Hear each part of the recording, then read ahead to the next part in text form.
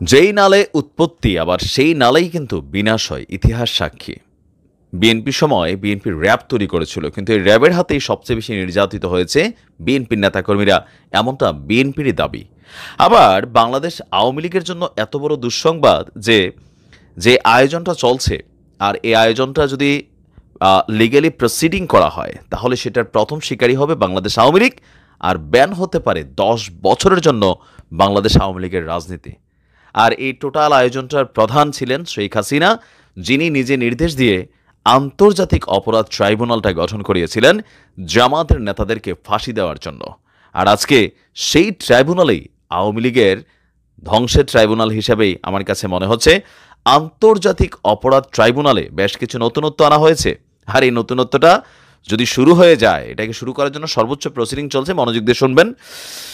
আন্তর্জাতিক অপরাধ ট্রাইব্যুনাল আইনের ধারা, এখানে যে ধারাগুলো ছিল সেটাকে সংশোধনের জন্য 8টি প্রস্তাবিত খসড়া সংশোধনীতে তুলে ধরা হয়েছে, মানে এটাকে পরিবর্তন করা হবে।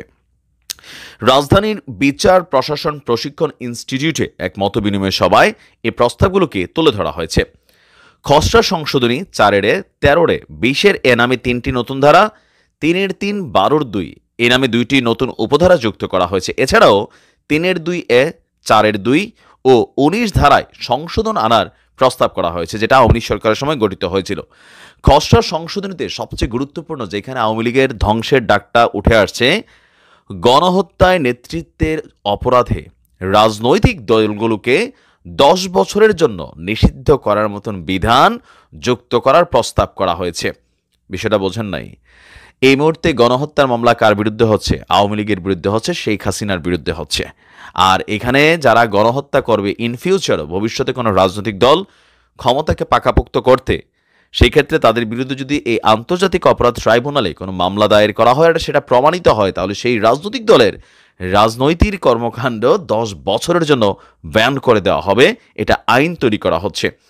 আইন, বিচার এবং সংসদ বিষয়ক উপদেষ্টা ডক্টর আসিফ নজরুলের সভাপতিত্বে আন্তর্জাতিক অপরাধ ট্রাইব্যুনাল আইন 1973-এর সময় উপযোগী করার লক্ষ্যে প্রস্তাবিত খসড়া সংশোধনী উপস্থাপন করা হয়েছে। ডক্টর আসিফ নজরুল নিজে বলেছেন, গত জুলাই হত্যাকাণ্ডে জনগণ নিজ চোখে দেখেছে একটি বৃদ্ধ প্রজন্ম দেশের একটি তরুণ প্রজন্মকে উন্মত্তভাবে খুনের নেশায় ব্যথিত ছিল। আমাদের বুকের ভিতর যত কষ্টই থাক, যত হতাশা থাক, যত ক্ষোভ থাক, এই খুনের বিচারকে অবশ্যই সবার কাছে গ্রহণযোগ্য হতে হবে। আমরা প্রতিশোধ বা প্রতিহিংসার বিচার চাই না। তো তিনি বলছেন যে আন্তর্জাতিক অপরাধ ট্রাইব্যুনালের কার্যক্রমকে সচল করার জন্য ইতিমধ্যে প্রসিকিউশন এবং ইনভেস্টিগেশন টিম গঠন করা হয়েছে। আমরা এখন আন্তর্জাতিক অপরাধ আইন 1973 সংস্কারের উদ্যোগ নিয়েছি।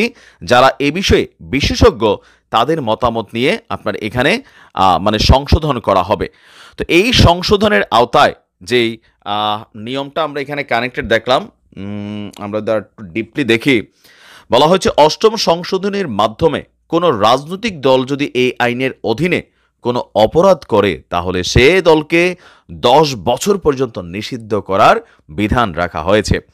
আইনটির প্রস্তাবিত সংশোধনী নিয়ে স্থানীয় সরকার, পল্লী উন্নয়ন, সমবায় এবং ভূমি মন্ত্রণালয় বিষয়ক উপদেষ্টা হাসান আরিফ, তারপর আছেন আদিলুর রহমান খান, অ্যাটর্নি জেনারেল, আইন ও বিচার বিভাগের সচিব, তারপর আর এখানে বিভিন্ন মানুষ, তারা সেখানে এই বিষয়টা নিয়ে তারা সমন্বয় করেছেন।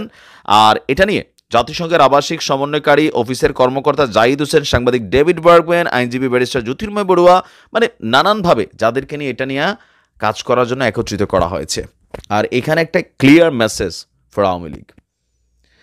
এটাতে তো গণহত্যা 100% প্রমাণিত হবে। অলরেডি শেখ হাসিনা নামে 200টা মামলার মধ্যে 179টা মামলা হচ্ছে আপনার হত্যা মামলা। আওয়ামী লীগের মন্ত্রী, এমপি সবার নামে এই মামলাগুলো হয়েছে। তো এটা গণহত্যার দিকে যাচ্ছে। অলরেডি তালিকা প্রকাশ করা হয়েছে। সব মিলিয়ে হাজার হাজার মানুষের সংখ্যা সামনে আসছে। আর এই যে সংস্কারটা করা হচ্ছে, এই সংস্কারটা চাইলে একটা রাজনৈতিক সরকার কিন্তু এসে হাত দিতে পারবে না। আর যদি দেয়, ভবিষ্যতে আবার এটা নিয়ে নানান কিছু হবে।